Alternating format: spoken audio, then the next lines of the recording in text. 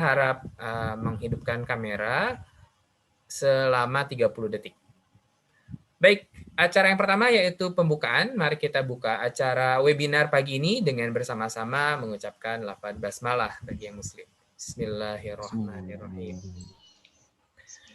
Baik, selanjutnya memasuki acara inti yaitu pemaparan materi oleh narasumber. Kita punya narasumber satu kali ini. Sebelum saya serahkan kepada narasumber, saya akan membacakan kurikulum vitae dari beliau. Narasumber kita kali ini bernama Siti Maisaroh, SPD. Beliau mengenyam pendidikan S1 di jurusan Pendidikan Biologi Universitas Pendidikan Indonesia Bandung. Nah, beliau sekarang adalah guru biologi di SMA Pribadi Bilingual Boarding School Bandung. Nah, pengalaman beliau sebagai pembimbing Project Science itu pada 2019 Supervisor for Bronze Medal Winner of International Festival of Innovation of Green Technology IFINOG di Malaysia. Kemudian di 2019 juga Supervisor for Silver Medal of Indonesia Science Project Olympiad. Di 2018 Supervisor for Consolation Prize of Students Science Project Competition ASPC Thailand. Kemudian 2017 Supervisor for awardee honorable mention of Genius Olympiad Oswego State University, USA. Nah, judul-judul penelitian yang pernah beliau bimbing tahun ini adalah utilization cultivar Aspergillus oryzae as an agent of styrofoam biodegradable. Kemudian judul yang kedua banana leaves Musa paradisiasa disposable plate. Nah, di tahun sebelumnya ada 3 proyek yang dibimbing, yaitu krim kolagen tulang ikan dan ekstrak lidah buaya aloe vera sebagai penyembuh dan pengering luka. Terus karakterisasi mikrokalsium limbah tulang galus untuk meningkatkan kadar kalsium cat kuku dalam upaya pengobatan kuku yang mudah patah.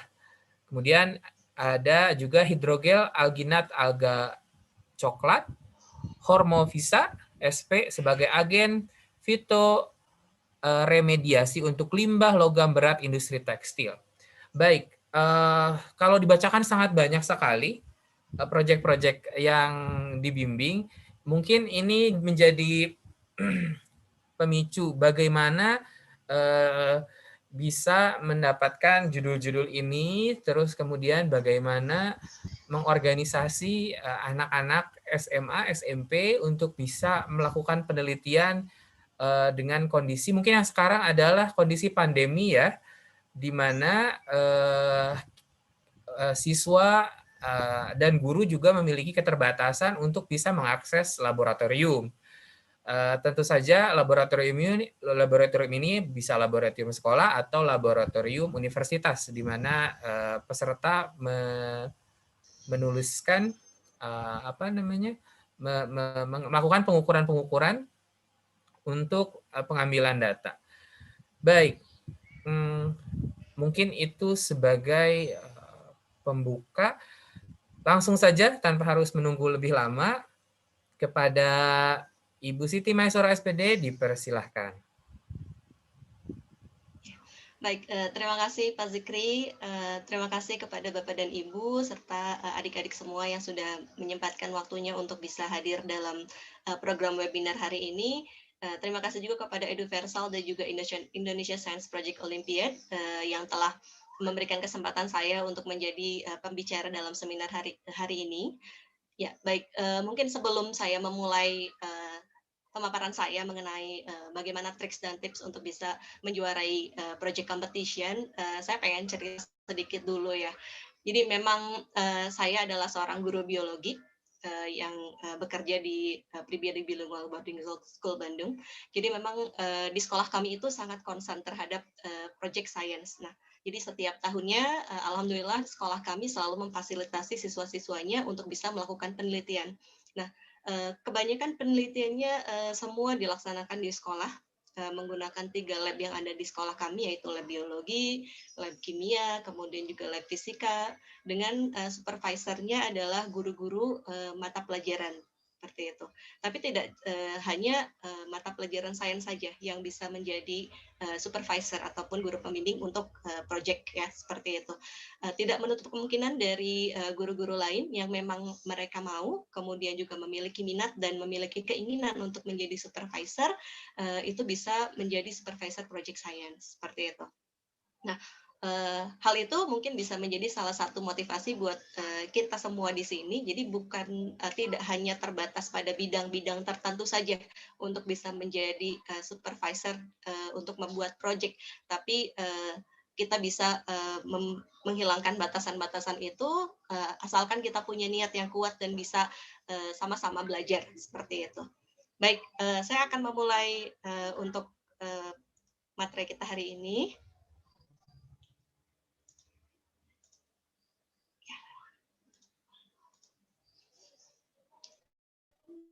Ya, bismillahirrahmanirrahim. Jadi hari ini kita akan berbicara mengenai tips dan trik menjuarai kompetisi project science. Nah, oke, sebelumnya tadi mungkin sudah diperkenalkan oleh Pak Zikri, nama saya adalah Siti Maisaroh, biasa dipanggil Miss Mai kalau di sekolah. Saya adalah seorang guru biologi, kemudian alhamdulillah sampai saat ini saya masih aktif menjadi supervisor untuk Project Olympiad. Seperti itu. Nah, saya akan memulai materi hari ini dengan satu kutipan, the mind is not a vessel to be filled, but a fire to be ignited. Jadi, pikiran itu bukan merupakan suatu bejana yang harus diisi, tapi merupakan api yang harus dinyalakan.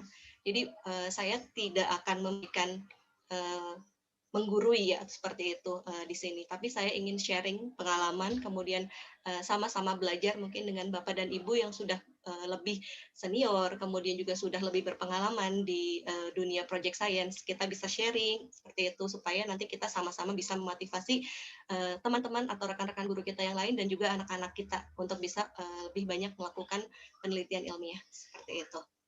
Nah, di sini saya juga ingin berterima kasih kepada rekan-rekan supervisor project, kepada Pak Awan, Miss Dera, Miss Vera, Pak Redi, Pak Rido ya, karena kemarin sudah bersedia menjadi narasumber saya ketika membuat materi ini, karena memang ketika berbicara tentang supervisor project itu tidak hanya dari satu kepala saja, Mas banyak pengalaman-pengalaman dari orang-orang lain juga yang kita bisa himpun, kemudian kita bisa sharing bersama di sini.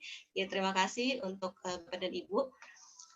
Oke, kemudian, nah hari ini kita akan berbicara tentang 3 hal utama, yaitu yang pertama adalah kita akan membahas apa itu project science, kenapa project science itu penting, kemudian ada kompetisi project science itu seperti apa, tipenya apa saja, kemudian skalanya seperti apa, dan yang terakhir adalah bagaimana cara kita bisa menjadi juara ataupun bisa berhasil dalam suatu kompetisi project science. Seperti itu. Nah, yang pertama project science. Nah, berdasarkan dari jurnal Michael Courtney tahun 2016, project science dapat didefinisikan sebagai kegiatan yang melibatkan eksperimen atau konstruksi model dalam salah satu disiplin sains yang menggunakan prinsip metode ilmiah dalam pelaksanaannya. Sedangkan hasilnya dapat berupa karya ilmiah ataupun presentasi dan pameran sains. Nah, mungkin bagi Bapak dan Ibu sudah familiar sekali ya dengan yang namanya penelitian ilmiah, baik itu di penelitian pendidikan ataupun di penelitian tentang sains atau sosial seperti itu. Mungkin waktu kuliah juga memiliki tugas akhir untuk skripsi ataupun tesis ya, pasti membuat penelitian ilmiah. Nah, akan tetapi project science ini memang bukan hanya melibatkan atau bukan hanya berupa penelitian untuk skripsi atau untuk tesis, tapi kita juga bisa melakukan penelitian-penelitian baik itu penelitian yang sederhana ataupun yang memang melibatkan laboratorium seperti itu.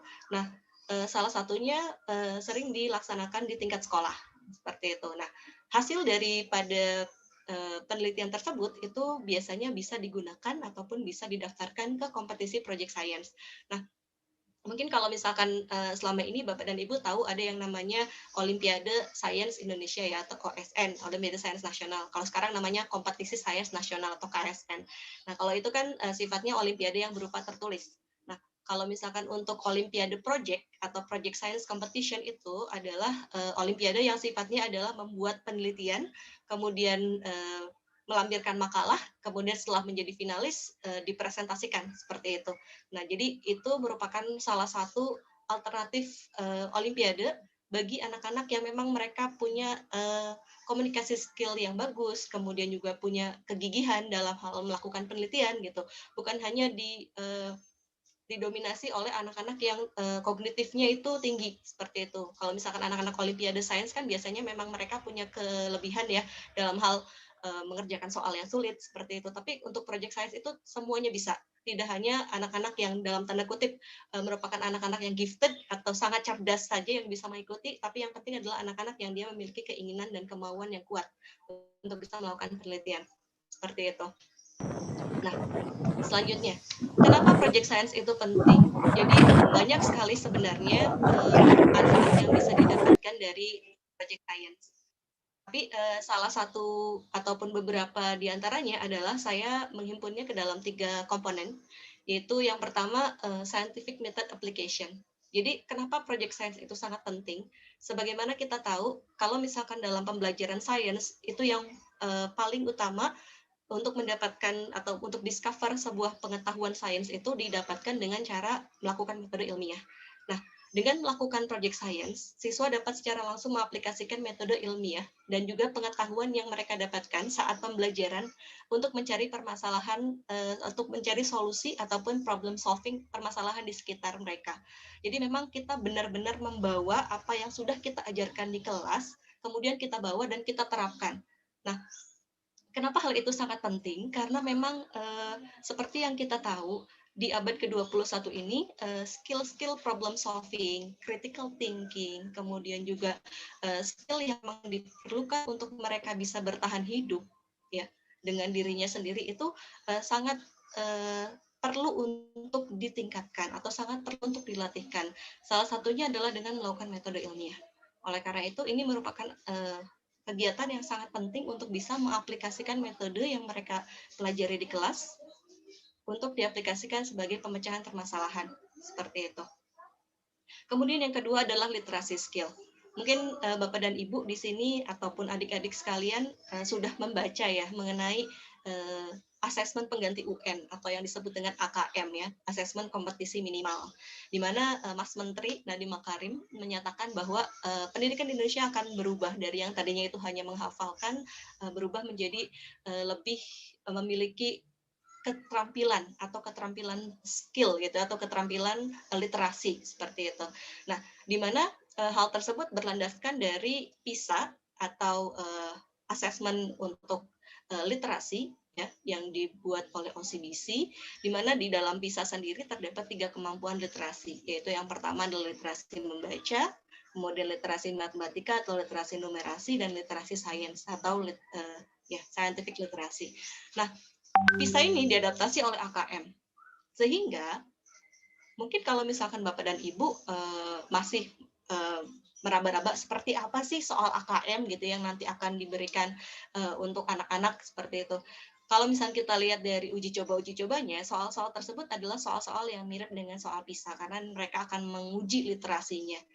Dan apabila kita berbicara tentang literasi, di mana literasi itu berdasarkan kepada pengetahuan dan pemahaman konsep, baik itu membaca, numerasi, ataupun proses ilmiah yang digugakan untuk pengambilan keputusan pribadi, partisipasi dalam partisipasi dan dalam urusan sipil dan budaya serta produktivitas ekonomi itu sangat erat kaitannya dengan melakukan aktivitas scientific method. Jadi kembali lagi ke scientific method.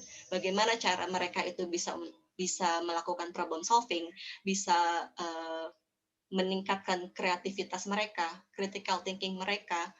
Nah, sehingga dengan melakukan project science, kemampuan literasi mereka juga akan sangat meningkat. Dan itu bisa menjadi salah satu alternatif kita untuk bisa melatihkan anak-anak bukan hanya dalam hal mengerjakan soal, tapi memahami apa yang ada di sekitarnya, sehingga mereka benar-benar memiliki kemampuan literasi itu. Seperti itu. Kemudian yang ketiga adalah, seperti yang kita tahu, ada yang namanya tingkatan kognitif ya, berdasarkan dari taksonomi Bloom. Jadi mulai dari menghafal sampai dengan creating. Ada 6 urutan taksonomi kognitif berdasarkan Bloom. Seperti itu, di mana 3 terbawah itu dikategorikan sebagai lower order thinking, sedangkan 3 teratas itu dikategorikan sebagai higher order thinking. Nah, di Indonesia juga sudah sangat mengedepankan pembelajaran yang berbasis kepada HOTS ya, atau higher order thinking. Mulai dari persiapan pembelajaran, kemudian juga pelaksanaan pembelajaran, sampai dengan evaluasi, itu sudah menerapkan higher order thinking. Terus bagaimana caranya supaya kita bisa benar-benar mengaplikasikan higher order thinking tersebut kepada siswa? Kembali lagi, tidak hanya dengan memberikan soal, tapi dengan cara memberikan mereka wadah untuk bisa melaksanakan atau melakukan tingkatan kognitif tersebut. Contohnya misalkan analyzing, evaluating, dan creating. Ketiga tingkat kognitif tersebut itu bisa diakses atau bisa didapatkan oleh siswa ketika mereka melaksanakan project science. Mereka menganalisis data. Mereka melakukan evaluasi dari hasil data yang mereka dapatkan. Kemudian mereka membuat suatu karya dari apa yang mereka kerjakan sendiri, mulai dari mencari permasalahan, kemudian juga mengumpulkan data, kemudian menentukan hipotesis, memilih metode yang sesuai, memilih analisis data, membuat konklusi, dan juga mengkomunikasikan itu sudah mencakup kepada higher thinking. Jadi cara mudahnya untuk bisa mengaplikasikan higher order thinking kepada siswa, salah satunya adalah dengan melakukan penelitian ilmiah. Tentunya dengan inquiry terbimbing ya, karena memang kalau misalkan anak-anak itu ataupun siswa biasanya memang masih membutuhkan bimbingan daripada gurunya. Misalkan untuk brainstorming idea, kemudian juga untuk menentukan metode penelitian yang mereka gunakan, kemudian melakukan uji coba, karena kan mungkin pengetahuan siswa masih terbatas, terutama misalkan kayak untuk menguji ataupun menggunakan metode yang sesuai untuk penelitian mereka. Nah, disitulah salah satunya peran pembimbing ya, atau supervisor, bisa memberikan informasi dan juga bisa memberikan saran untuk penelitian mereka, seperti itu.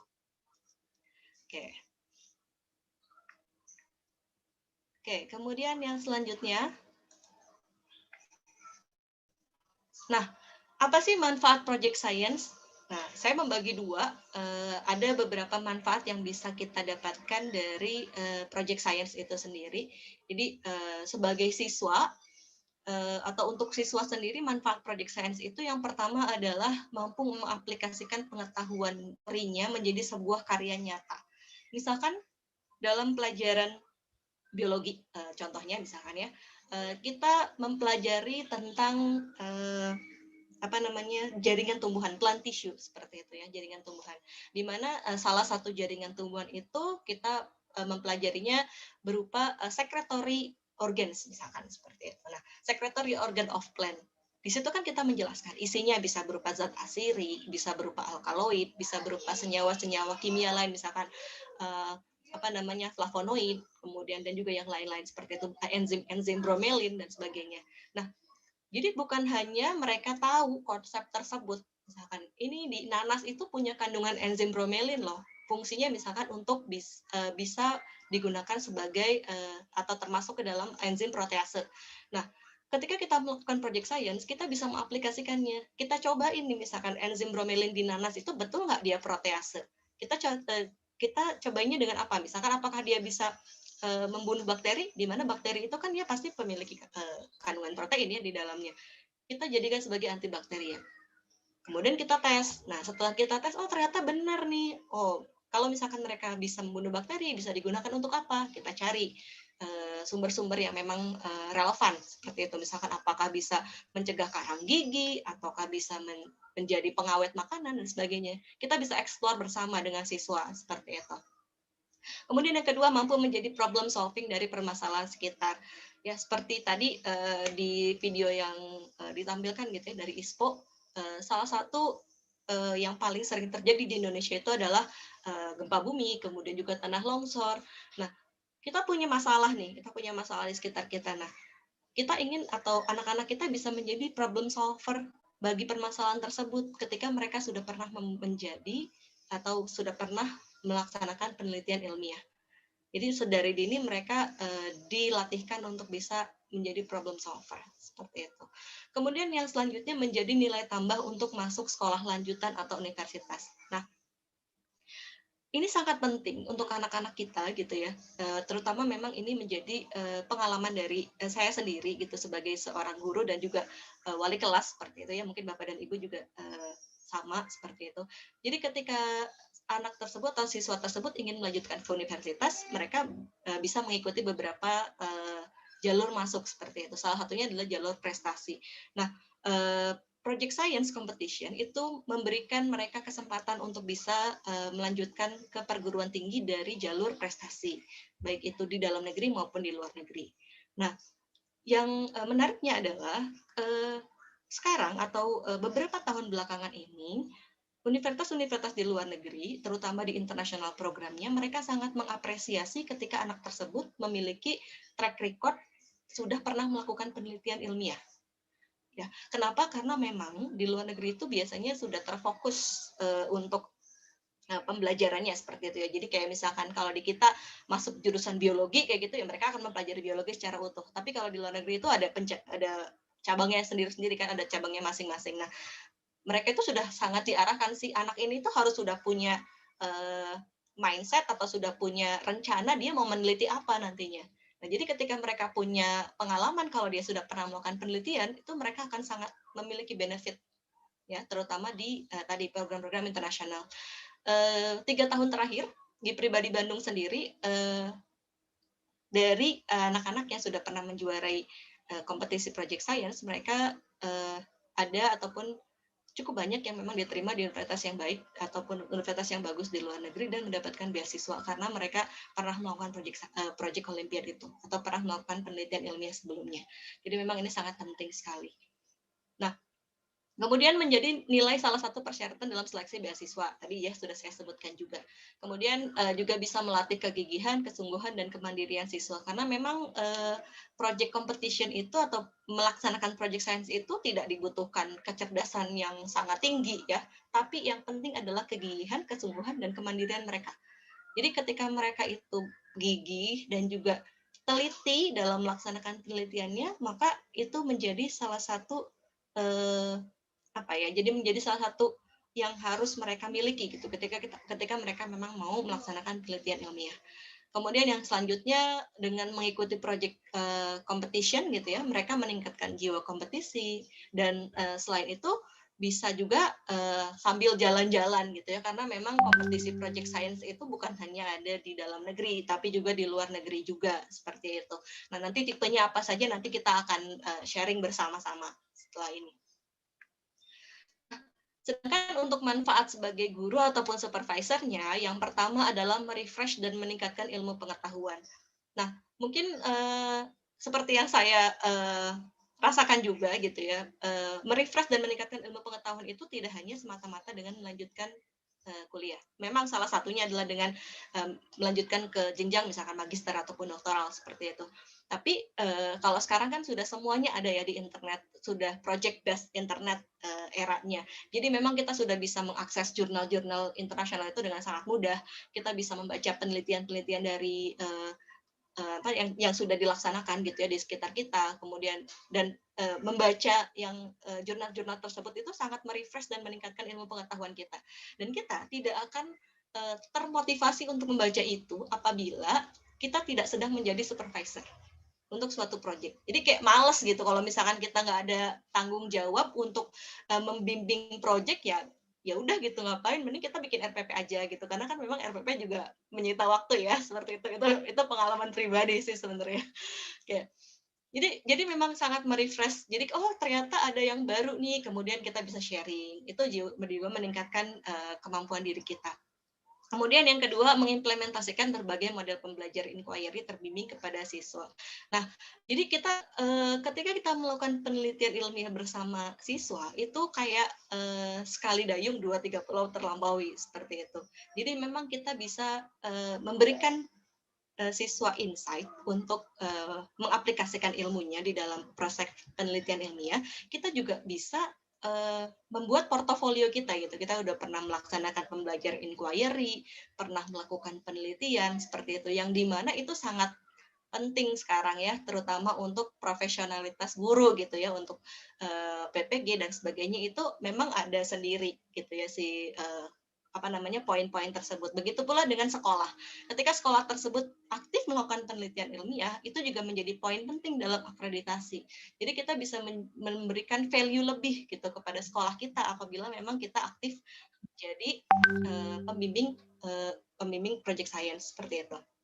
Nah, kemudian juga dapat melaksanakan pembelajaran sains yang produktif dan berkualitas. Mungkin selama ini saya juga kan seringnya kayak replikasi genetik, misalnya replikasi DNA misalkan dalam rekayasa genetik. Kita memberikan mereka memberikan mereka informasi seperti itu. Tapi kita tidak pernah melakukannya sendiri. Akan sangat berbeda ketika kita sudah pernah melakukan hal tersebut, kemudian menceritakan ke siswa. Ini loh, tahun ini Miss kita buat project tentang ini. Kita pakai metodenya ini. Terus kita jelaskan. Itu lebih real karena memang karena kita sudah pernah melakukan hal tersebut dan itu akan lebih dapat ke siswanya karena memang sudah pernah dilakukan sebelumnya. Kemudian menajamkan kemampuan berpikir kritis dan kreativitas dari siswa. Kemudian juga kita bisa menjadi lebih dekat dengan siswa sebagai bagian dari program mentoring dan motivasi.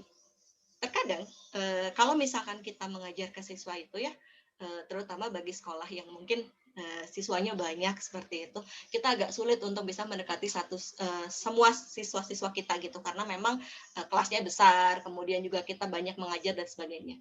Tapi dengan melakukan project bersama atau melakukan penelitian bersama, kita bisa lebih dekat dengan siswa kita karena kita datang langsung ke tim-tim mereka, kemudian memberikan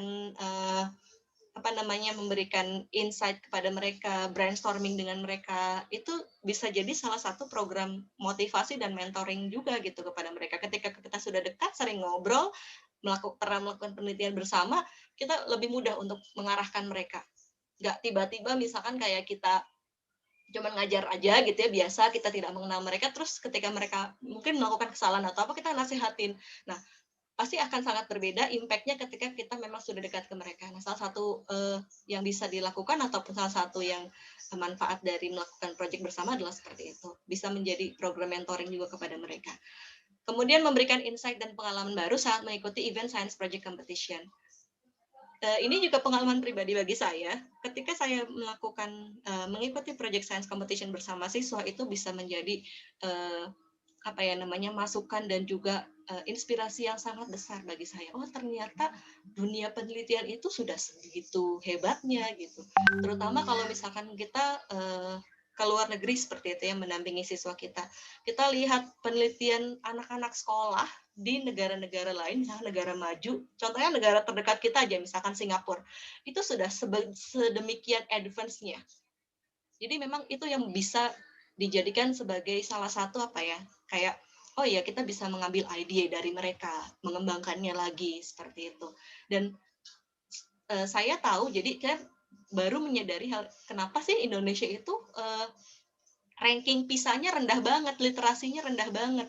Ternyata ketika kita ngelihat dari proyeknya anak-anak dari negara-negara lain, wah sudah sedemikian advance, makanya nggak heran mereka ranking PISA-nya juga tinggi.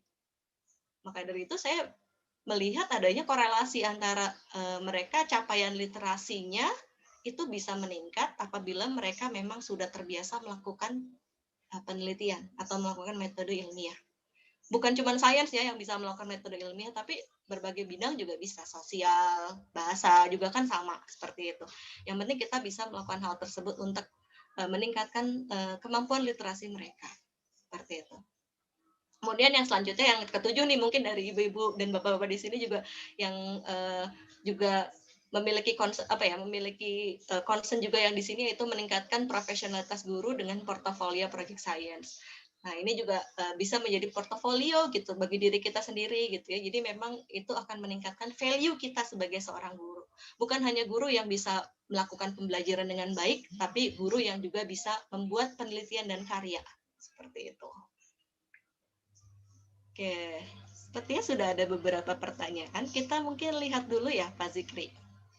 Iya, Miss. Ini ada beberapa pernyataan juga. Selain pertanyaan, ini ada pernyataan dari Miss Dira. Setuju Miss Mai kalau KSN itu bersifat pematangan konsep secara menyeluruh dari satu bidang ilmu. Kalau penelitian lebih melatih penerapan konsep ilmu yang seringkali multidisiplin, bahkan interdisiplin. Terus juga ada ini, materinya bagus, share dong. Ini sedang share, Pak. Terus ada juga dari Bu Niken, setuju Ibu Mai, di luar negeri akan dibiayai jika ada yang mempunyai penelitian. Keponakan saya lolos beasiswa S3 ke Jepang karena penelitiannya tentang rare earth, baru 2 minggu ini berangkat ke Jepang. Selama ini dari pengambilan sampel sampai pengecekan sampel di Jepang juga dibiayai. Baik, itu pernyataan. Ini ada satu pertanyaan dari Fiorentina. Miss, bagaimana melakukan penelitian ilmiah di masa pandemi seperti ini? Mengingat di rumah masing-masing tidak ada alat dan bahan yang dibutuhkan untuk penelitian. Oke. Nah, tadi ada beberapa ada pertanyaan tentang bagaimana melakukan penelitian di masa pandemi. Oke, itu nanti saya akan keep dulu ya Pak. Nanti akan saya bahas ketika saya akan menjelaskan materi yang terkait seperti itu. Oke. Nah, kemudian yang selanjutnya saya akan lanjutkan dulu bagaimana sih peran guru sebagai project supervisor atau pembimbing. Nah, bagaimana cara kita ataupun peran dari seorang guru itu sebagai pembimbing. Nah, ini adalah ada beberapa yang telah saya rangkum seperti itu. Beberapa peran supervisor atau pembimbing yang bisa kita lakukan adalah yang pertama itu untuk idea. Kebanyakan karena keterbatasan pengalaman mungkin ya untuk siswa SMP dan juga SMA biasanya mereka sulit mendapatkan ide untuk melakukan penelitian. Jadi sulit untuk mendapatkan permasalahan ataupun ide apa sih untuk melakukan penelitiannya. Nah, oleh karena itu kita bisa melakukan brainstorming.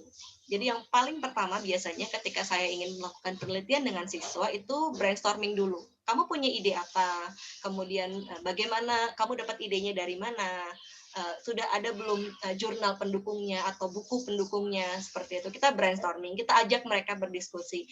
Kita catat apa saja ide-ide dari mereka, kemudian kita berikan ide juga seperti itu kepada mereka. Jadi kita bertukar ide. Ketika misalkan sudah dapat ide yang paling pas gitu antara kita dengan siswa, baru kita akan melaksanakan ke tahap yang berikutnya.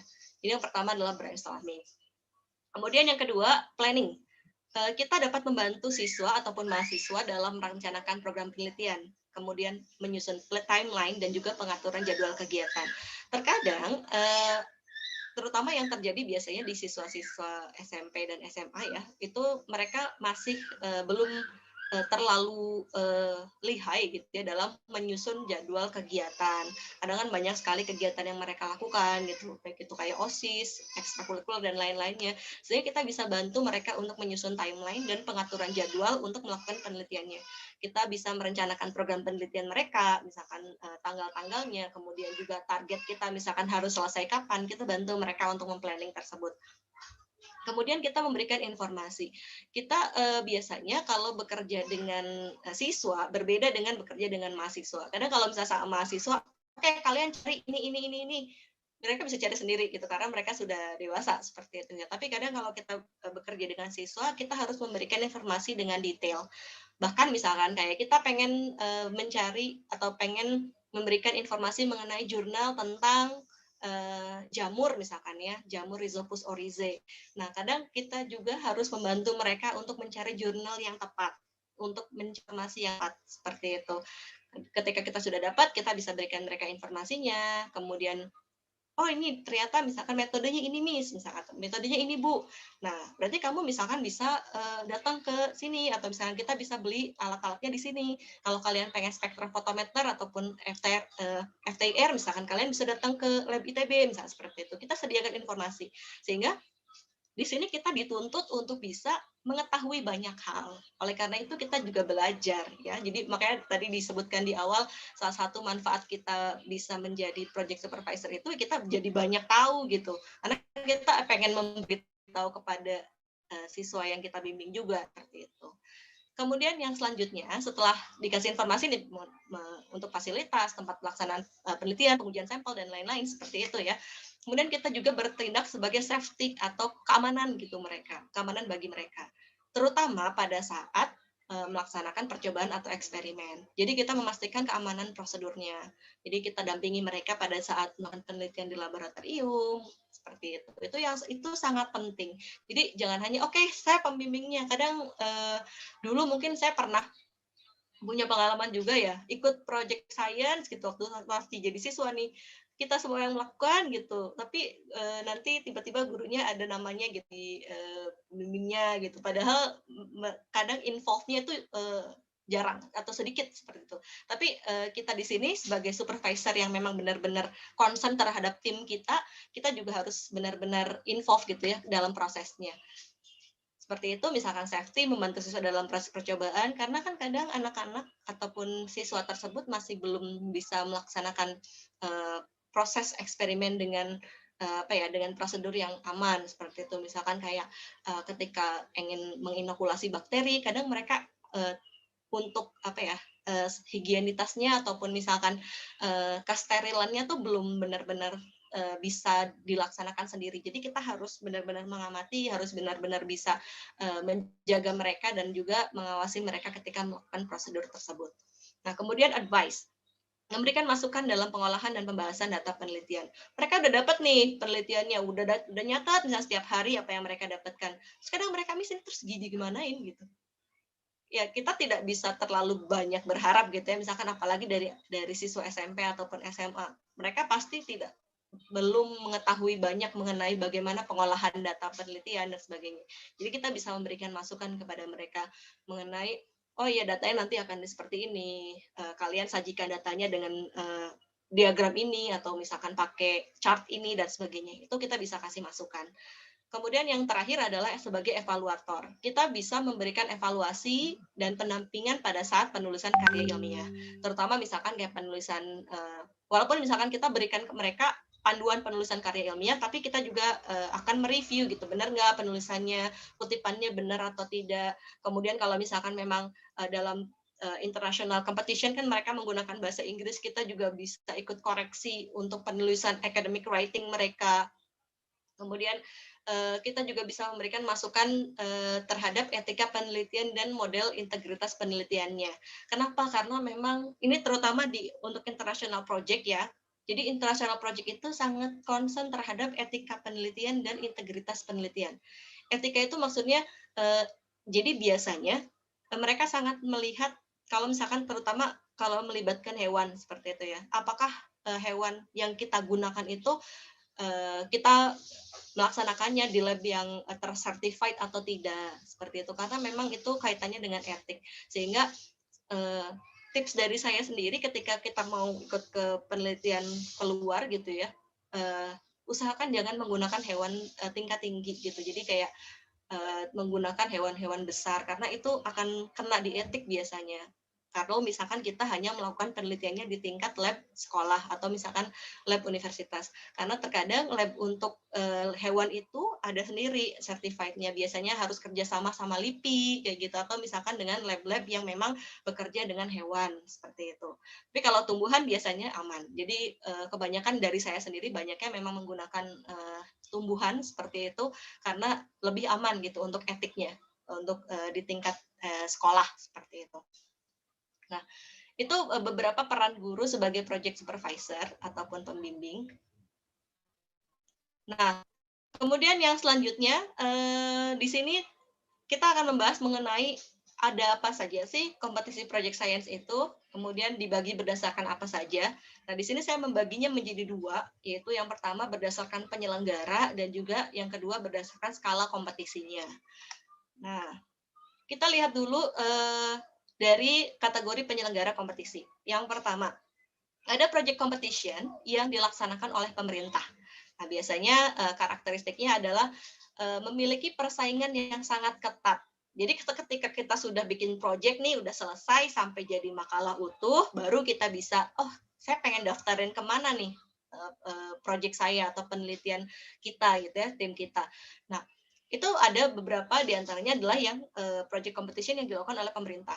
Yang pertama, karakteristiknya itu persaingannya sangat ketat. Biasanya kalau project-project atau kompetisi yang dilaksanakan oleh pemerintah itu berafiliasi dengan Dinas Pendidikan. Oleh karena itu, Dinas Pendidikan akan menyebarkan semua undangannya, kemudian juga mengharapkan semua sekolah-sekolah se-Indonesia gitu bisa ikut. Sehingga memang persaingannya sangat ketat karena banyak biasanya yang mengikuti seperti itu. Kemudian biasanya kalau misalkan kita menang di kompetisi project science yang dilaksanakan oleh pemerintah, itu ketika kita nanti akan masuk ke international competition atau membawa nama Indonesia ke international competition, biasanya akan dibiayai ya. Jadi mulai dari akomodasi, kemudian juga tiket pesawat dan untuk pendaftaran kompetisinya itu biasanya ditanggung oleh pemerintah. Tapi memang sangat sedikit seperti itu untuk kompetisi yang dilaksanakan oleh pemerintah. Sejauh ini yang saya tahu itu ada KOPSI dan juga LKIR yang dilaksanakan oleh pemerintah. Nah, jadi pemenang dari KOPSI itu dulu namanya OPSI ya, waktu OSN. Kalau sekarang namanya KOPSI karena OSN-nya jadi KSN. Sekarang makanya OPSI-nya jadi kompetisi Olimpiade Project Science Indonesia seperti itu. Nah, dari KOPSI dan kalau misalnya KOPSI itu penyelenggaranya adalah Dinas Pendidikan. Nah, kalau misalkan LKIR atau National Young Inventor Award itu penyelenggaranya adalah LIPI.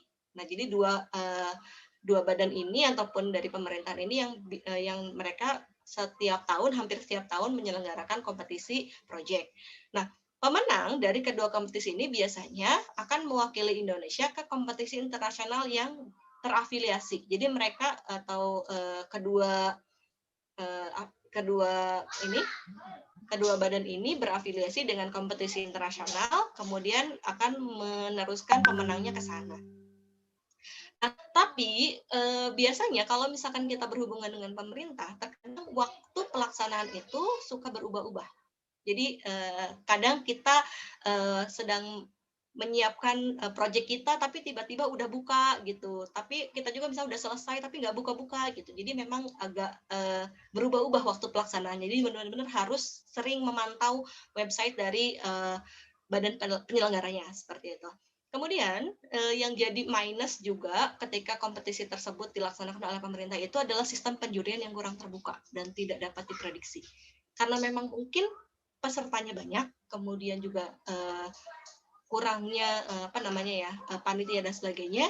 Jadi kadang kita tidak mendapatkan kayak misalkan dia masuk final atau enggak gitu. Misalkan apa kriterianya seperti itu agak sulit gitu.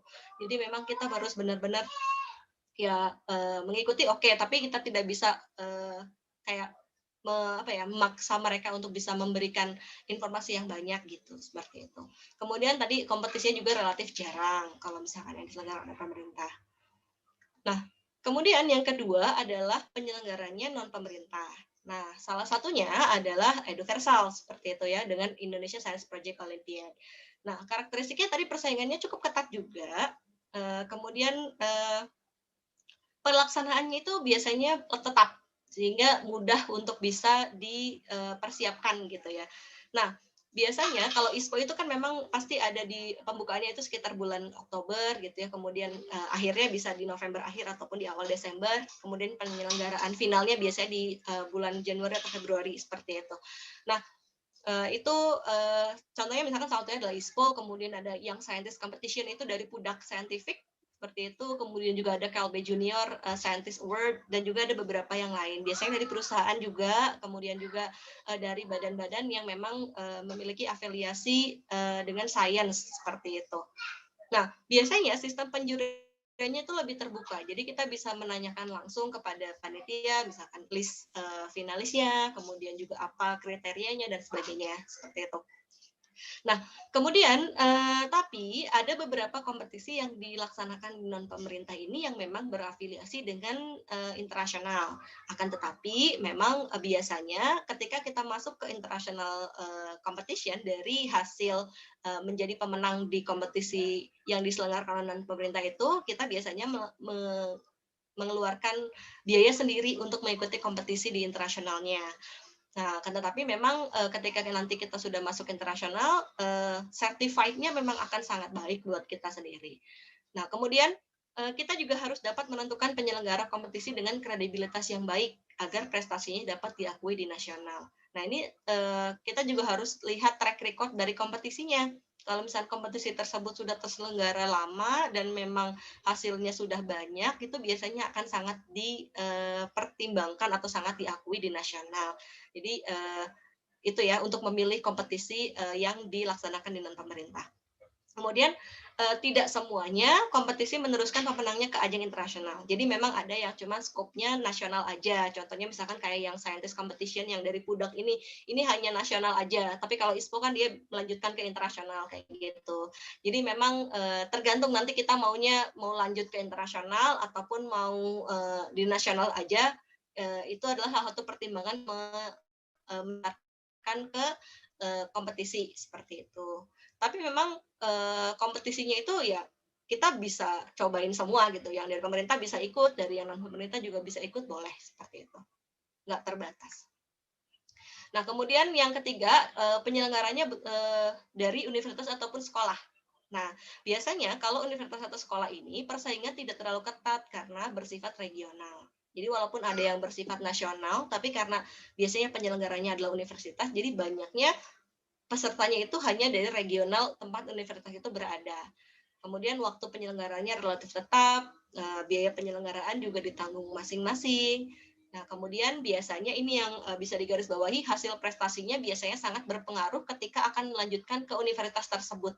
Jadi misalkan UI bikin lomba project competition nih, si anak ini mau masuk UI, ya udah ikutkan ke kompetisi tersebut. Misalkan UGM juga buka, ikut ke UGM seperti itu, karena memang sertifikatnya itu akan sangat diakui oleh universitasnya karena mereka yang melaksanakan program tersebut. Nah, kemudian biasanya penyelenggaranya adalah himpunan mahasiswa. Jadi memang walaupun di situ universitasnya namanya, tapi biasanya penyelenggaranya adalah himpunan mahasiswa dari bidang kompetisi tersebut, misalkan kayak kedokteran ataupun misalkan dari biologi dan sebagainya seperti itu. Jadi tidak satu, misalnya kayak ISPO kan dia ada bidangnya biologi, kimia, fisika, teknologi, lingkungan seperti itu ya. Jadi satu. Tapi kalau misalkan universitas itu biasanya kalau yang menyelenggarakan adalah biologi ya berarti bidangnya tentang biologi. Kalau misalkan yang menyelenggarakan adalah fakultas ataupun jurusan fisika ya tentang fisika. Jadi satu-satu kayak gitu. Nah, kemudian untuk yang kedua adalah berdasarkan skalanya. Jadi skala kompetisi itu ada yang nasional atau dalam negeri saja, dan juga ada yang internasional atau luar negeri. Nah, untuk skala nasional itu biasanya pesertanya ya memang berasal dari Indonesia saja kayak gitu. Kemudian kita juga bisa mendaftar langsung ke penyelenggara karena memang kita ada di Indonesia dan acaranya juga di Indonesia, jadi kita bisa langsung daftar. Nah, biasanya kompetisi di Indonesia itu untuk kompetisi project science itu kebanyakan hanya berupa kompetisi saja. Seperti misalkan kita meng-apply makalah, kemudian kalau jadi finalis diundang untuk melakukan pameran dan presentasi. Nah, kemudian tidak ada syarat khusus untuk mendaftar. Jadi memang ya seperti itu karena memang di dalam negeri jadi akan lebih mudah. Nah, berbeda dengan di internasional atau di event luar negeri seperti itu, biasanya pesertanya memang berasal dari berbagai negara. Nah, kemudian ada beberapa jalur untuk bisa ikut masuk ataupun mendaftar ke international competition. Pertama itu jalurnya dari pemenang kompetisi dalam negeri. seperti yang tadi saya sebutkan ya, kayak misalkan pemenang ISPO, pemenang LKIR, pemenangnya KOPSI itu biasanya akan dilanjutkan ke kompetisi internasional yang berafiliasi, seperti itu. Kemudian yang kedua, bisa juga mendaftar lewat event organizer. Contohnya seperti Innova, IWSA, seperti itu. Biasanya mereka memiliki hubungan kerjasama dengan penyelenggara kompetisi luar negeri. Karena memang kadang kompetisi luar negeri itu tidak bisa didaftar secara mandiri, jadi kita nggak bisa langsung daftar seperti itu. Jadi harus lewat penyelenggara kompetisi di dalam negerinya ataupun lewat event organizer seperti Innova ataupun IWSA seperti itu untuk bisa mendaftar ke luar negeri. Nah, tapi ada juga sebagian kompetisi internasional yang membuka pendaftaran secara langsung, yaitu dengan jika ada opsi untuk international student atau international participant. Contohnya misalkan kayak ada di Genius Olympiad seperti itu. Nah, kemudian kalau misalkan yang nasional itu biasanya ada beberapa kompetisi project yang sifatnya hanya berupa sains saja, misalkan ya, kayak misalkan LKIR, kemudian ISPO itu ya, itu biasanya sains, karena kan ada bidangnya itu ada biologi, fisika, kimia, teknologi, lingkungan, seperti itu ya.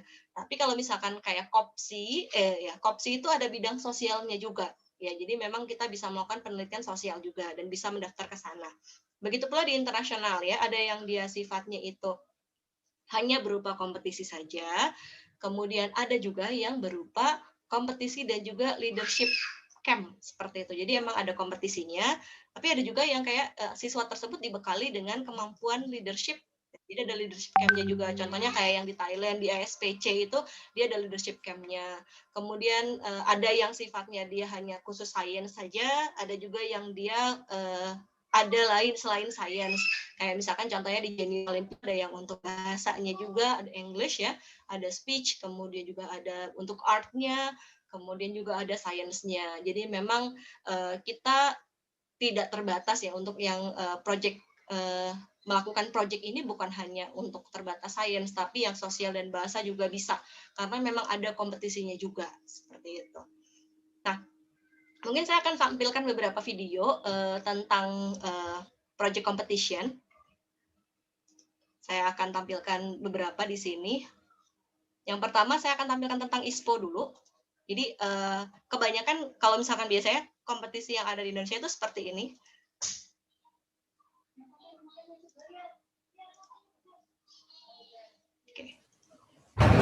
Salam ISPO Science Extravaganza. Hari ini Indonesia Science Project Olympiad 2018 diselenggarakan di Sekolah Karisma Bangsa, Tangerang Selatan.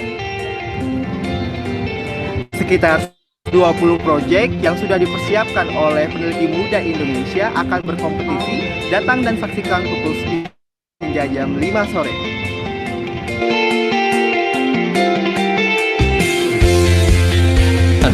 Selamat datang di Indonesian Science Project Olympiad.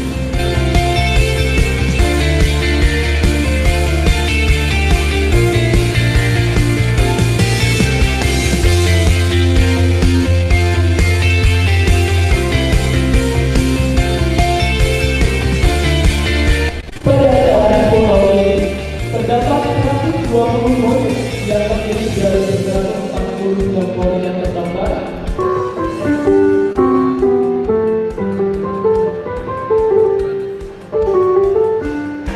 Adalah bagian dari kita semua yang mencintai sains dan teknologi dan pengembangan. Kehadiran generasi yang sudah siap untuk dievaluasi oleh Bapak hari ini untuk terus-menerus menerima estafet dari waktu ke waktu mempersiapkan bahwa negara kita memang telah pada tahun 2035 akan menjadi negara dengan ekonomi nomor 6 terbesar di dunia.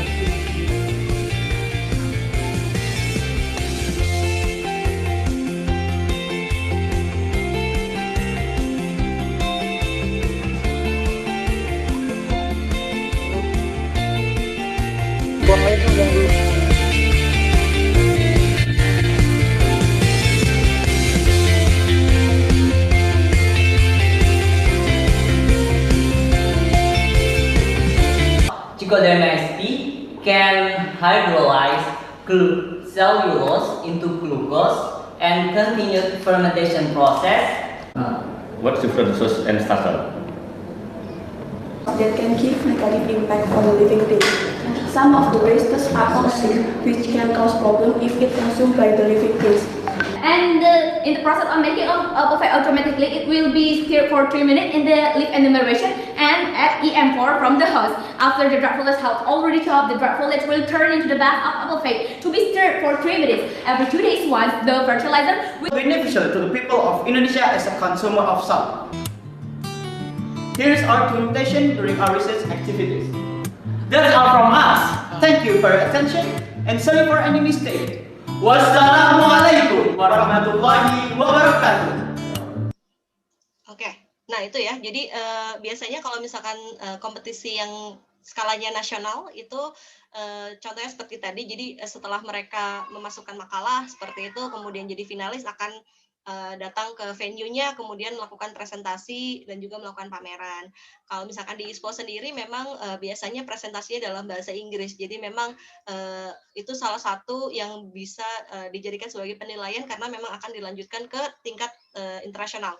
Begitu pula kalau misalkan tips untuk kayak kita mengikuti opsi atau KOPSI ya tadi dan juga LKIR, itu bahasa Inggris itu memiliki poin yang juga penting dalam hal presentasi. Karena memang sekali lagi tadi pemenangnya akan diikutkan ke kompetisi internasional, di mana di kompetisi internasional itu wajib menggunakan bahasa Inggris seperti itu. Baik, nah kemudian selanjutnya saya akan menampilkan video berupa kompetisi internasional yang memang tadi ada leadership camp-nya. Salah satunya adalah ASPC Thailand. Jadi kompetisi ini dilaksanakan oleh Kementerian Pendidikan dan Kebudayaan Thailand, yang dimana berafiliasi juga dengan ISPO. Jadi kalau misalkan nanti Bapak dan Ibu melakukan penelitian bersama siswa, kemudian siswanya menjadi pemenang di ISPO, akan bisa maju ke ASPC seperti itu. Oke.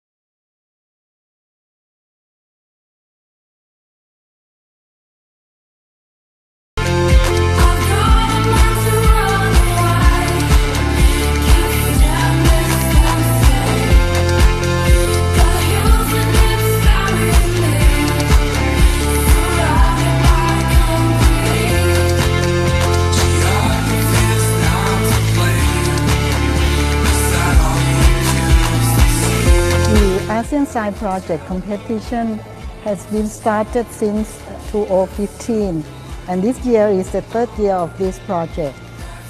And it is co-organized by the Science Society of Thailand under the patronage of His Majesty the King and National Science Museum.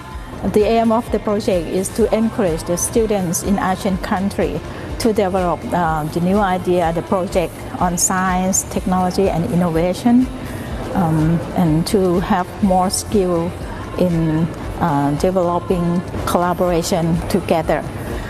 This year we have 7 countries participate in the project, and there's about 100 participants in this project this year with 35 projects.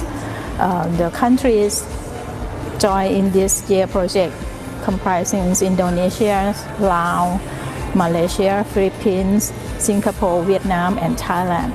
In running this project, Science Society of Thailand and National Science Museum has helped in the organizing of the organizing committee.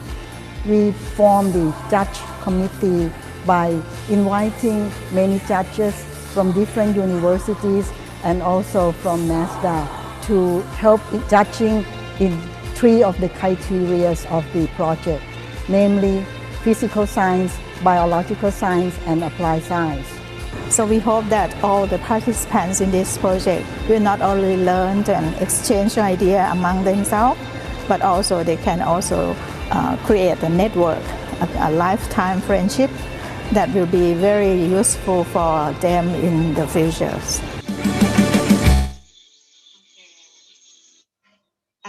Seperti itu ya. Jadi kalau misalkan ini juga sedikit perbedaan antara kompetisi project science yang ada di Indonesia dan juga di luar negeri yang skalanya nasional dan juga skala internasional.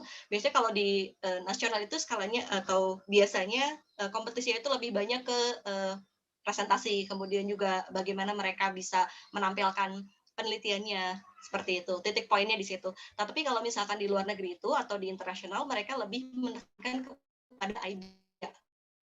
Jadi kadang-kadang kalau misalkan kita di sini bisa menyajikan banyak sekali ya presentasi ketika kita membuat satu presentasi gitu ya, pameran, itu kita bisa buat apapun gitu ya, karena kan kita di Indonesia. Tapi ketika sudah di luar negeri, banyak sekali aturan-aturan yang tidak bisa dibawa, misalkan kayak nggak bisa bawa cairan lebih dari berapa mili, kemudian nggak boleh bawa barang ini, nggak boleh bawa zat-zat yang berbahaya dan sebagainya, itu nggak boleh biasanya. Jadi memang kebanyakan kalau misalkan untuk yang sudah melewati di nasional, sudah masuk ke internasional itu, mereka lebih kepada idenya. Bagaimana mereka menyampaikan ide dalam waktu yang singkat, kemudian dengan hanya presentasi di tempat pamerannya aja. Jadi biasanya mereka nggak presentasi di depan juri, seperti itu, yang secara langsung pakai PowerPoint itu enggak, tapi biasanya di stand-nya aja. Jadi mereka harus menjelaskan dengan baik, seperti itu. Nah, ada juga tadi leadership-nya, kemudian juga bagaimana mereka bisa membawakan penelitian mereka, itu yang biasanya lebih diutamakan pada saat mengikuti kompetisi internasional, seperti itu.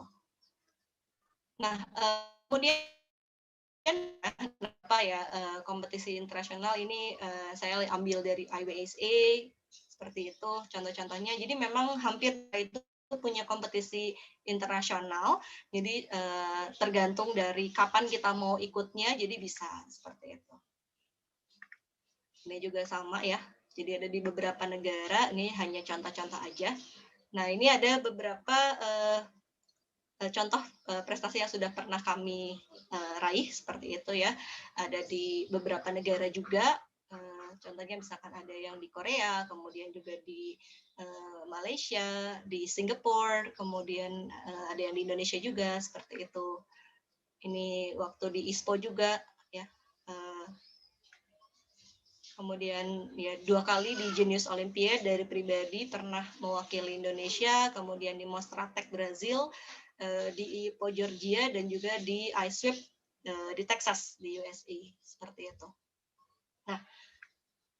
Nah, kemudian bagaimana sih caranya supaya bisa menjadi juara dan juga bisa menembus ke kompetisi internasional? Yang pasti adalah kita harus memiliki good project ya.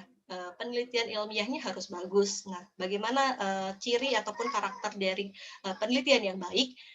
Yang pertama originality ya, originalitas. Jadi memang walaupun misalkan eksekusinya tidak terlalu advance, karena memang ini tingkatannya adalah siswa, seperti itu ya, yang diutamakan adalah ide originalnya.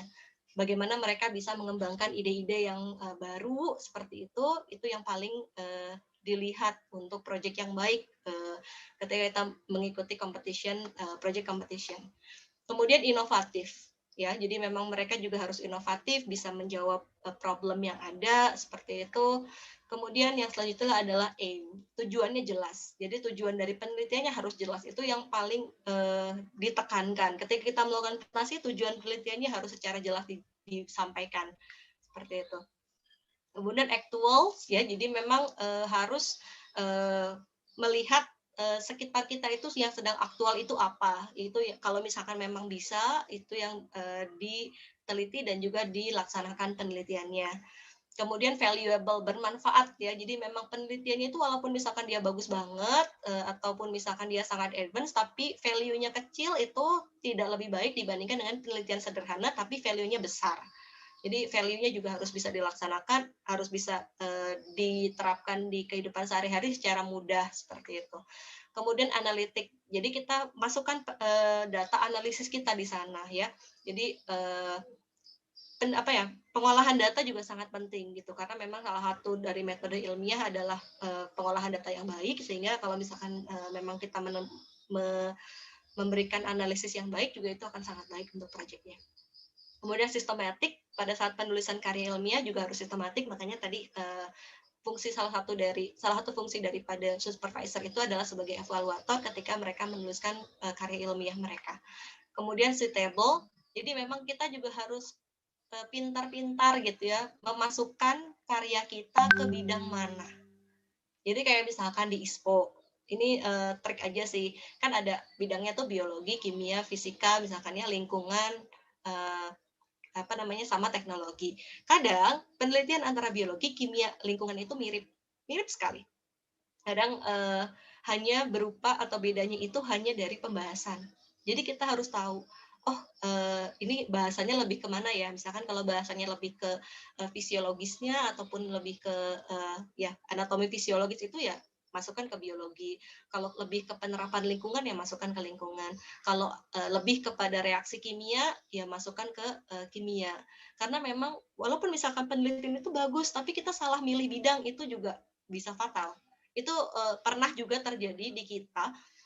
Penelitian sebenarnya bagus gitu. Menurut kita itu akan jadi finalis gitu ya, karena memang mereka melakukan penelitian dengan baik, hasil penelitiannya juga baik, tapi mereka salah apply bidang. Itu menjadi salah satu kekurangan juga ataupun jadi kesalahan non teknis seperti itu.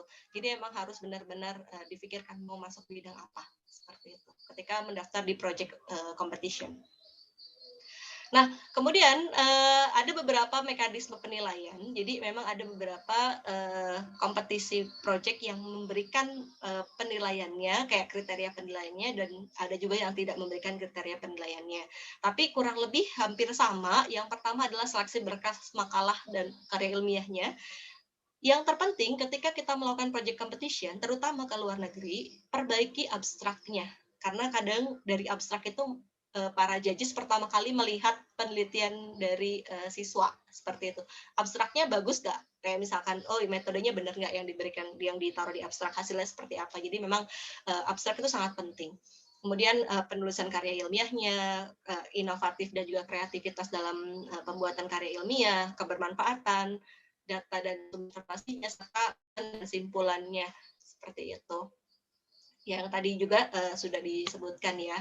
Jadi memang ini adalah beberapa mekanisme penilaian berkas. Nah, kalau sudah lolos penilaian berkasnya, yang juga harus penting diperhatikan itu adalah bagaimana kita bisa melatihkan siswa untuk bisa mempresentasikan hasilnya dengan baik. Nah, biasanya ada beberapa komponen untuk penilaian presentasi seperti penyajian presentasinya, penggunaan bahasa, ya kayak misalkan diminta misalkan di situ ada opsi penggunaan bahasa Inggris dan bahasa Indonesia.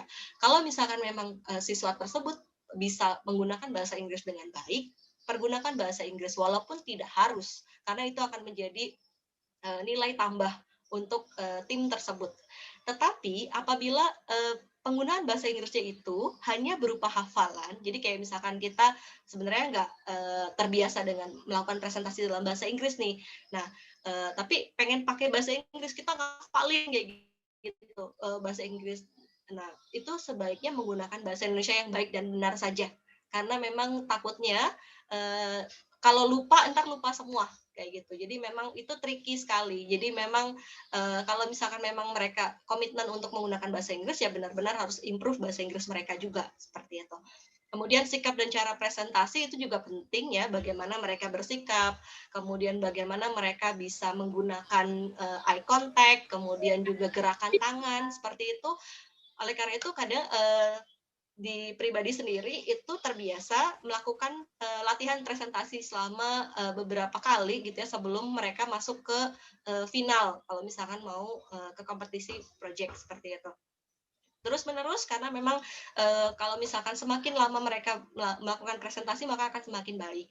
Dan yang terpenting juga penguasaan materi. Jadi bukan hanya ketika mereka presentasi, tapi mereka juga penting untuk bisa memahami dan juga memiliki pengetahuan materi yang terkait dengan penelitian mereka.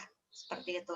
Jadi biasanya saya juga atau kami tips dan trik lagi nih, ketika misalkan mereka meneliti tentang suatu hal, misalkan contohnya meneliti tentang jamur ya, misalkan jamur Rhizopus oryzae dan juga pemanfaatannya seperti itu. Mereka kami minta untuk membuat resume tentang kayak misalkan mulai dari anatominya, mulai dari taksonomi dan sebagainya, semua komponen yang kira-kira terlibat dan juga berkaitan dengan penelitian mereka, kita minta mereka bikin resumenya, mereka baca, dan mereka pahami betul-betul. Dan kita tanyakan, atau kita buat pertanyaan-pertanyaan yang sekiranya adalah pertanyaan yang sangat sulit yang bisa ditanyakan oleh juri. Jadi jangan kayak ya udah mereka presentasi gitu. Tidak hanya seperti itu gitu, tapi kita juga bertindak seolah-olah kita adalah juri yang memang akan menanyakan hal yang paling sulit ke mereka. Jadi kita persiapkan mereka dengan sebaik-baiknya. Jadi yang worst case gitu ya, apa yang akan terjadi mereka yang kira-kira sampai mereka tuh kalau misalkan ditanya hal yang seperti ini mereka nggak bisa jawab, ya berarti mereka harus belajar lagi seperti itu sampai mereka bisa menjawab semua pertanyaan dari kita seperti itu. Itu untuk presentasi hasil penelitian. Nah, kemudian bagaimana untuk menjuarai kompetisi project science? Ini ada satu quotes, bukan quotes ya, tapi kutipan dari jurnalnya Michael Courtney seperti itu tentang International Journal of Secret of Successful Science Project, di mana beliau menyatakan bahwa sukses dalam project science itu harus didefinisikan sebagai penelitian yang baik dibandingkan dengan hasil dalam acara kompetisi yang subjektif. Penelitian merupakan sebuah pengalaman untuk belajar, bukan hanya persaingan dalam kompetisi semata. Jadi memang ketika kita melakukan penelitian ilmiah, itu tidak hanya diukur dari apakah penelitian tersebut memenangkan kompetisi proyek atau tidak, tapi kita mengukurnya dengan yang tadi ya, kriteria good project itu seperti apa, dan sebagai bahan belajar yang bisa meningkatkan level kognitif siswa, skill literasi siswa, dan juga bisa meningkatkan kemampuan mereka dalam melaksanakan metode ilmiah seperti itu. Nah, masih dalam jurnal yang sama, ada beberapa tips yang memang bisa kita gunakan untuk bisa menjadi juara di dalam project competition. Yang pertama, identifikasi tujuan dan hasil yang diinginkan. Nah, yang dimaksudkan di sini adalah kita harus tahu kompetisi apa yang ingin diikuti, karakteristiknya bagaimana, kemudian kompetisi dan hasil yang ingin dicapainya itu apa. Seperti yang tadi sudah saya jelaskan sebelumnya, tipe kompetisi kan beda-beda, skalanya juga beda-beda. Kemudian juga preferensinya jurinya juga beda. Kemudian hasilnya mau dapat apa? Kita mau dapat gold, silver, bronze, atau hanya jadi finalis aja kayak gitu. Kita harus benar-benar tetapkan dulu di awal supaya kita tahu, oh ya goals kita itu apa, dan bisa mencapai itu. Kalau kita sudah tahu karakteristik dari kompetisinya, cara untuk bisa memenangkannya seperti apa, itu harus benar-benar kita pahami. Kemudian yang kedua, korespondensi yang kuat antara hipotesis, metode, hasil, dan kesimpulan. Jadi memang harus sangat berkaitan ya, jadi nggak boleh di dalam makalah itu beda-beda gitu. Misalkan hipotesisnya gimana, metodenya gimana, hasilnya gimana, kesimpulan gimana. Jadi benar-benar harus dilihat baik-baik, harus benar-benar kongruen satu sama lain ya, atau correlate satu sama lain. Kemudian yang ketiga, supervisor atau pembimbing. Supervisor dan pembimbing juga memiliki peran yang sangat penting karena siswa dapat melaksanakan penelitian dengan baik jika bekerja di bawah supervisor yang berpengetahuan luas yang dapat memaksimalkan potensi mereka dengan bimbingan. Jadi memang tugas kita di sini sebagai seorang guru dan juga supervisor project itu adalah mengawasi mereka dan juga memberikan informasi kepada mereka seperti yang tadi juga sudah saya sampaikan, karena ketika mereka on the track gitu ya, on the track, maka mereka akan mendapatkan hasil yang juga baik seperti itu. Kemudian topik yang baru dan juga menarik ya, seperti itu harus memiliki topik yang menarik dan juga novelty-nya juga harus baik, kebaruannya juga. Kemudian waktu pengerjaannya. Nah, biasanya kadang-kadang kalau kita berhubungan dengan siswa itu kayak tadi, mereka belum bisa menentukan prioritas mereka. Kadang ada harus ikut eskul, harus ikut OSIS dan sebagainya. Makanya biasanya kita kalau misalkan mereka sudah komitmen mau ikut Departemen Project Science seperti itu, mereka harus meluangkan waktu minimalnya 5-10 jam per minggu untuk melaksanakan proyeknya. Karena proyek yang baik itu biasanya dilaksanakan selama 100-200 jam. Itu keseluruhan proyeknya ya, seperti itu. Atau 5-10 jam per minggu. Nah, kemudian yang selanjutnya adalah pilot study. Jadi memang Kalau misalkan itu membutuhkan data yang banyak, kita lakukan dulu studi pendahuluan gitu. Pakai data yang sedikit dulu atau sampel yang sedikit supaya oh ya kita bisa tahu dan mengurangi resiko kegagalan. Nah, kemudian yang selanjutnya adalah akurasi data. Nah, juri biasanya akan sangat terkesan dengan banyaknya volume data yang berkualitas yang memiliki validitas yang baik kayak gitu. Jadi misalkan datanya harus valid dan juga pengolahannya harus baik. Kemudian yang selanjutnya adalah tampilan data dan hasil yang baik. Tampilannya juga perlu diperhatikan, tabelnya, judulnya, kemudian juga penempatan dari grafik, penamaan dan sebagainya itu harus benar. Harus ada keseragaman dalam gaya dan skema warna, font, kemudian juga aksisnya harus sama seperti itu, sampai sedetail itu ya, terutama bagi pada saat presentasi seperti itu, karena itu akan sangat terlihat. Kemudian sederhana dan mudah dilakukan di sekolah. Nah, ini adalah satu poin yang penting. Jadi kita bisa lihat skalanya apa. Kalau misalkan itu adalah skala untuk siswa, ya kita tidak bisa akan terlihat jelas ketika mereka memang sangat advance, terlihat sangat advance penelitiannya, itu malah akan bertanya-tanya, benar nggak mereka melakukannya? Sehingga kesederhanaan itu tetap harus dilaksanakan. Dan jika itu memang memungkinkan, silakan bisa dilakukan di rumah ataupun di sekolah. Jadi kalau misalkan sedikit mungkin melibatkan pihak luar gitu, karena memang kita akan melihat, oh iya potensinya tuh memang benar-benar dari sekolah tersebut. Nah, ini sekali lagi sekaligus menjawab pertanyaan yang tadi. Kalau misalkan di saat pandemi gimana penelitiannya? Nah, itu bisa menggunakan penelitian-penelitian yang sederhana, yang memang bisa dilakukan di rumah. Contoh misalkan, bisa mengembangkan media pertumbuhan tanaman, kemudian juga bisa mengembangkan misalkan pengawet makanan yang berasal dari senyawa organik seperti itu, yang memang bisa dilakukan di rumah dan tidak membutuhkan pengujian lab yang yang advance seperti itu. Atau bisa juga menggunakan metode deskriptif seperti itu. Jadi kita mengambil penelitian ataupun data-data yang sudah ada, kemudian kita uji cobakan lagi di rumah seperti itu, kemudian bisa dilakukan, bisa dijadikan penelitian yang baru seperti itu. Kemudian bagaimana potensi masa depannya? Jadi walaupun dia sangat advance, tapi kalau dia tidak bisa direplikasi dan tidak ada masa depannya gitu, itu akan menjadi penelitian yang kurang bagus seperti itu. Kemudian menguasai materi yang terkait. Nah, ini juri kemungkinan akan menguji peserta dengan pertanyaan tentang materi dan latar belakang, sehingga lebih baik mempersiapkan diri dengan terbaik seperti itu. Kemudian berlatih presentasi. Mempresentasikan kepada siswa lain dapat membantu mereka keluar dari zona nyaman dan dipaksa untuk menjelaskan kepada audiens yang mungkin kurang paham dengan proyek tersebut. Ini tips juga ya. Jadi kadang saya menyuruh anak-anak yang dia mau ke final project competition itu, saya suruh untuk presentasi di depan temannya. Jadi di kelas kayak gitu ya, kan biasanya mereka cuma presentasi bersama kita gitu, supervisornya. Tapi nanti mereka diminta untuk sok kalian presentasi di depan teman kalian. Kenapa? Karena supaya membangun kepercayaan diri mereka dan juga membuat orang-orang yang sebenarnya tidak paham dengan penelitian mereka itu paham. Nah, itu adalah dikatakan sebagai presentasi yang baik. Ketika oh iya gitu, dia tahu aha momennya dapat gitu ketika anak tersebut atau siswa tersebut melakukan presentasi, kemudian teman-temannya mengerti, berarti itu mereka sudah bisa menyampaikan presentasinya dengan baik.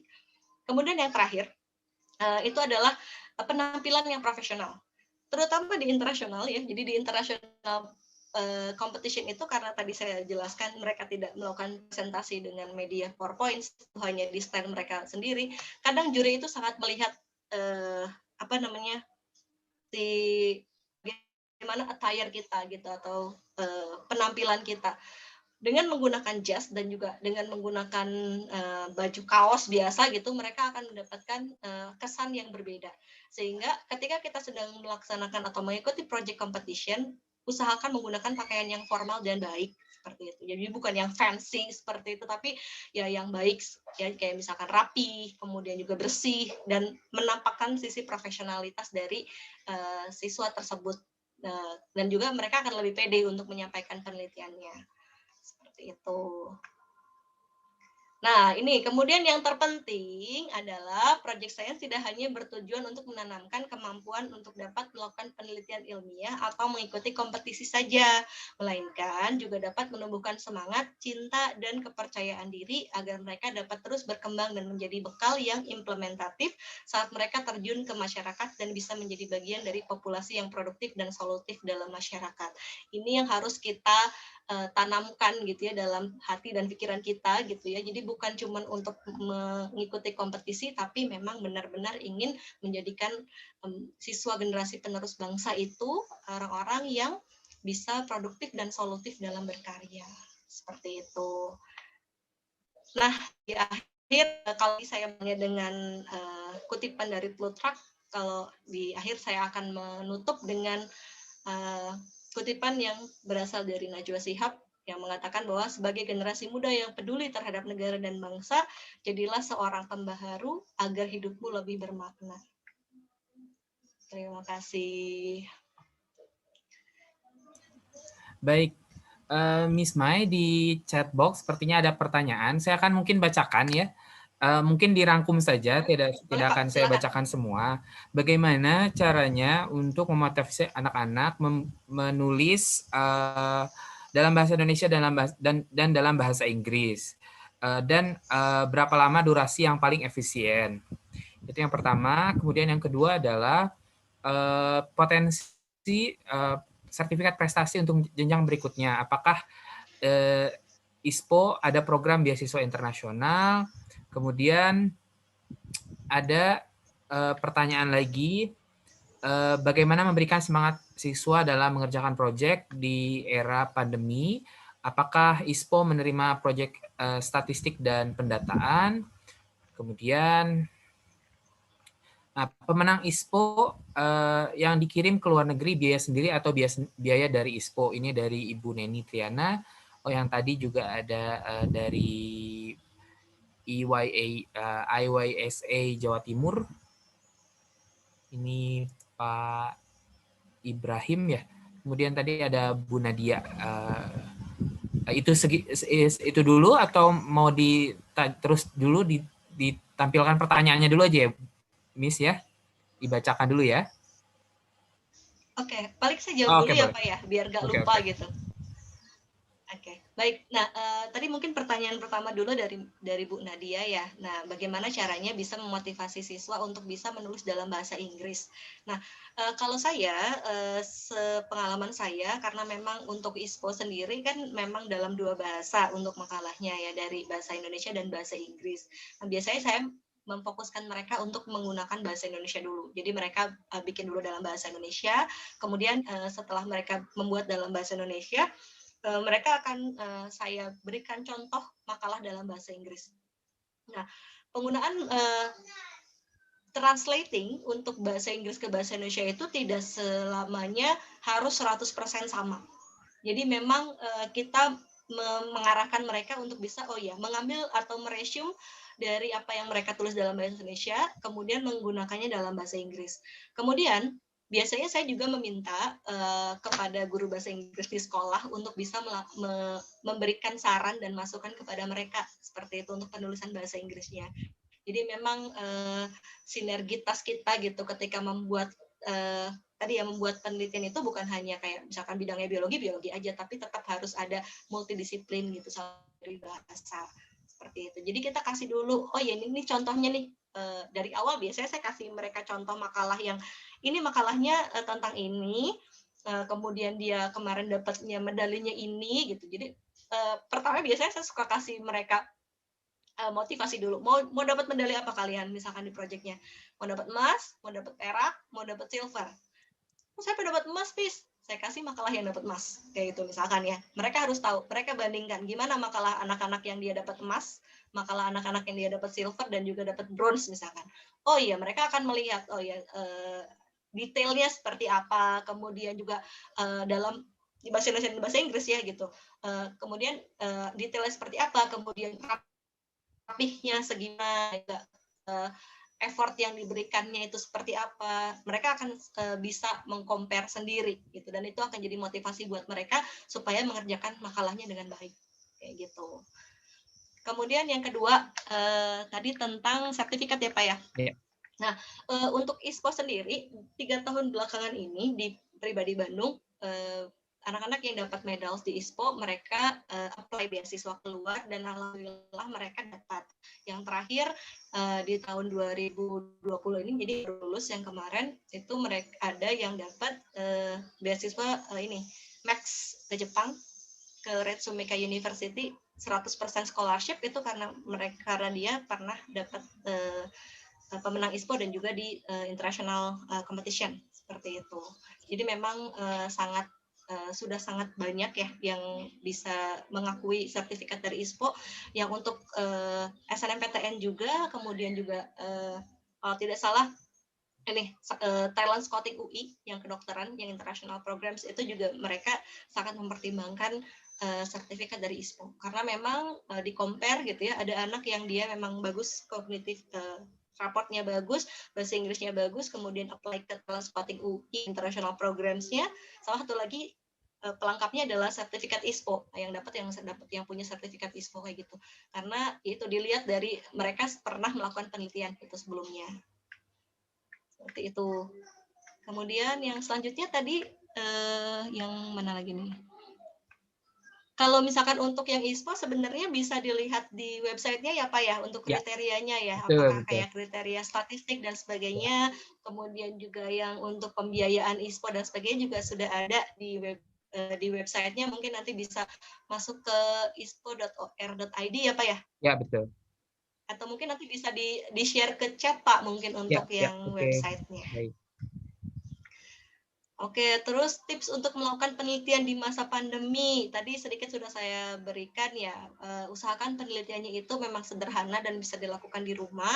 Yang terpenting adalah idenya menarik dan juga novelty-nya. Seperti itu. Miss mau tanya, ini berlaku untuk jenjang SMA saja atau mulai dari pendidikan dasar? Nah, biasanya berbeda-beda untuk setiap jenjangnya. Jadi biasanya kalau untuk pendidikan dasar itu mereka lebih kepada membuat prototype seperti itu. Jadi bukan membuat penelitian yang dilihat dari novelty-nya, tapi mereka membuat alat sederhana, kemudian bagaimana mereka mempresentasikannya seperti itu. Tapi kalau untuk SMP dan SMA sudah mulai membuat karya ilmiah. Kemudian kalau untuk yang penelitian mahasiswa juga cukup banyak. Jadi biasanya international competition itu dibagi menjadi tingkatan yang student sama yang graduate gitu ya. Jadi undergraduate juga ada. Jadi ada tingkat mahasiswa, ada tingkat siswa seperti itu. Jadi memang yang mahasiswa juga ketika mereka mau melakukan project itu banyak sekali competition yang bisa diikuti seperti itu. Kemudian Miss, supaya penelitian siswa tidak berhenti hanya di kompetisi, bagaimana supaya bisa dikembangkan lebih lanjut? Dan ada beberapa siswa yang dia sudah masuk ke universitas, mereka melanjutkan penelitian yang di ISPO-nya ke universitas seperti itu. Karena kan memang akan bisa lebih advance ya untuk penelitiannya juga, dan itu akan lebih mudah untuk dilakukan pembuatan produk secara massal seperti itu, atau misalkan bahkan punya hak paten dan sebagainya. Seperti itu mungkin. Jadi nanti bisa dilanjutkan lagi ke tingkat yang lebih advance. Oke, kemudian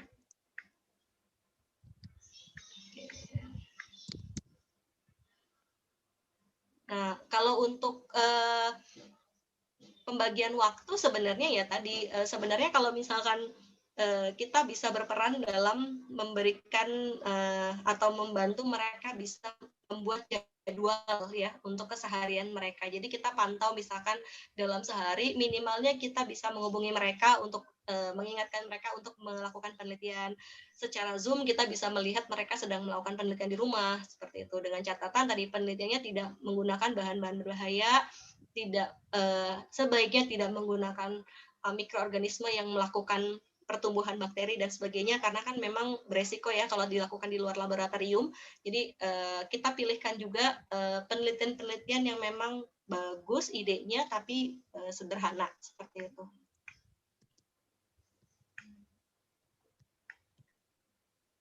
Oke, kalau misalkan tidak menguasai bahasa Inggris bagaimana? Nah, biasanya kalau untuk bahasa sendiri memang untuk international competition itu wajib menggunakan bahasa Inggris. bagaimana supaya mereka tidak putus asa untuk menguasai bahasa Inggrisnya, ya mereka diberikan contoh. Jadi misalkan kayak, oh iya di kompetisi ini kayak gini loh presentasinya gitu, apa yang minimalnya mereka harus menguasai conversation seperti apa. Kemudian ada juga yang memang kompetisi internasional yang masih bisa menggunakan bahasa Indonesia. Biasanya itu di Malaysia. Ada, jadi yang kayak Malaysia itu ada beberapa yang memang masih menggunakan bahasa Melayu kan. Jadi bisa pakai bahasa Indonesia gitu. Tapi memang tidak akan maksimal gitu. Jadi bagaimana memotivasinya ya, kalau kamu memang pengen jadi juara, pengen dapat medalsnya itu gold atau silver gitu ya, atau yang memang pengen dapat medals ya harus belajar seperti itu. Nah, seperti itu mungkin Pak Zikri. Baik, pertanyaannya sudah habis. Oke, baik. Miss Mai, mungkin ada, kalau tidak ada pertanyaan lagi, mungkin ada closing remarks dari Miss Mai untuk presentasi kali ini. Baik, ya. Tadi juga sudah saya disebutkan ya Pak ya di akhir. Ya, seperti tadi sudah saya sebutkan di akhir. Jadi memang ketika kita melaksanakan suatu proyek, terutama dengan siswa kita ya sebagai seorang guru, yang harus ditanamkan di dalam diri kita itu bukan hanya ingin membuat proyek tersebut untuk kompetisi, tapi memang bagaimana kita menanamkan dalam diri kita untuk bisa membuat siswa tersebut meningkatkan literasinya, kemudian juga critical thinking-nya, problem solving-nya, dan ibaratkan kalau kompetisi itu adalah bonus seperti itu. Jadi memang masih banyak lagi yang bisa didapatkan kita melalui melakukan project science, bukan hanya dari segi kompetisi seperti itu. Jadi semoga kita semua ya, terutama bagi kita guru dan juga rekan-rekan semua yang di sini bisa tetap semangat untuk bisa mengajak anak-anak kita atau siswa-siswa kita untuk melakukan penelitian, karena memang sangat banyak manfaatnya seperti itu. Baik, terima kasih banyak Bu Siti Maesaro. Dari seminar ini kita sudah mendapatkan banyak sekali informasi apa itu tentang science project, kemudian bagaimana science project yang bagus, kemudian bagaimana bisa tips and tricks untuk menjuarai, termasuk persiapan-persiapannya.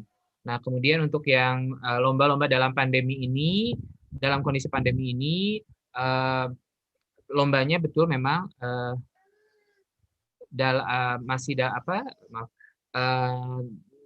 lombanya pasti akan sering lebih ke online ya.